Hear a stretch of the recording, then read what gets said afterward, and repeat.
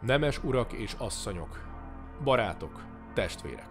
Gyászoló szívvel állunk ma itt, hogy elbúcsúztassuk nem csupán családunk büszkeségét, de egész népünk védelmezőjét, a hős Bakics Pált, aki életével és halálával a legnagyobb áldozatot hozta értünk, és a hazáért. Bátyám élete nem csupán személyes sors volt, hanem az idők fordulásának története. Egy olyan kornak, amikor a kard és az eskü jelentette az ember becsületét. Hazánkat, a szent szerb királyok földjét a Rigó-mezei összecsapás és Szendrő várának eleste után Mehmed, majd Szulejmán szultán végleg uralma alá hajtotta. Választani kellett.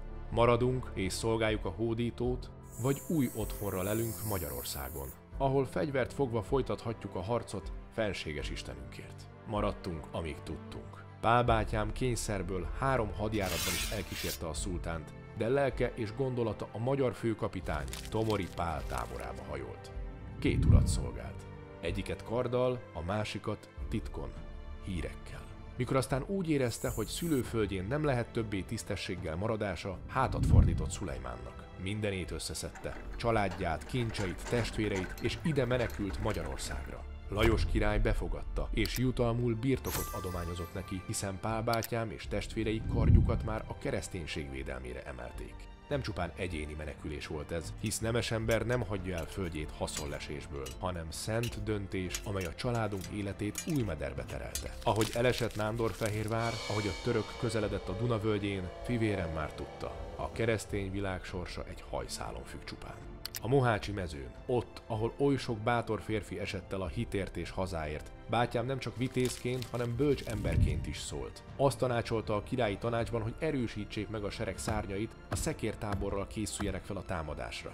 Ki tudja, talán, ha hallgattak volna rá, ma más lenne a magyar világ sorsa. Mohács után Pál mégsem omlott össze, hiszen aki háborút él, tudja, egy csata elvesztése nem a háború vége. Tokajba ment, a Szapolyai Jánost támogató országgyűlésre, majd 200 lovassal bevette Székesfehérvárt. Ott volt a hős Lajos király temetésén, majd másnap János király koronázásán. Hű volt, amíg hűségét értelmesnek látta. Ám bátyám éles szemű volt, hamarosan felismerte, a szapolyaiak nem képesek megvédeni a földet a török veszedelemtől. Ott és akkor választott.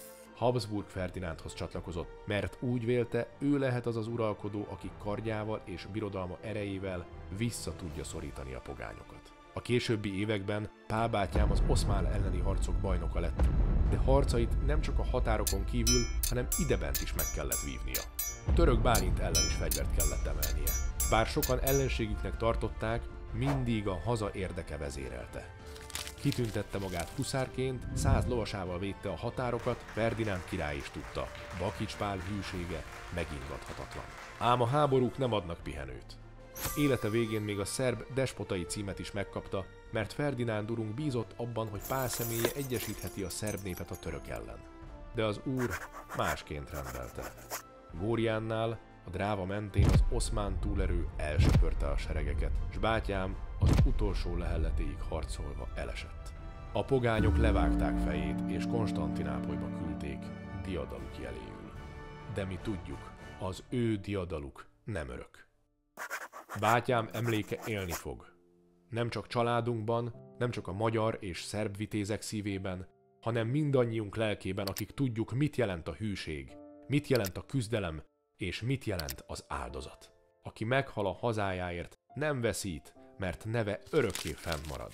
Bátyám, Bakics Pál példát adott nekünk mindarra, amit egy férfi csak adhat. Bátorságot, bölcsességet és önfeláldozást. Testvérek, ne gyászoljatok, hanem kövessétek példáját. Bakics Mihály fiktív beszéde bátyja Bakics Pál temetésén.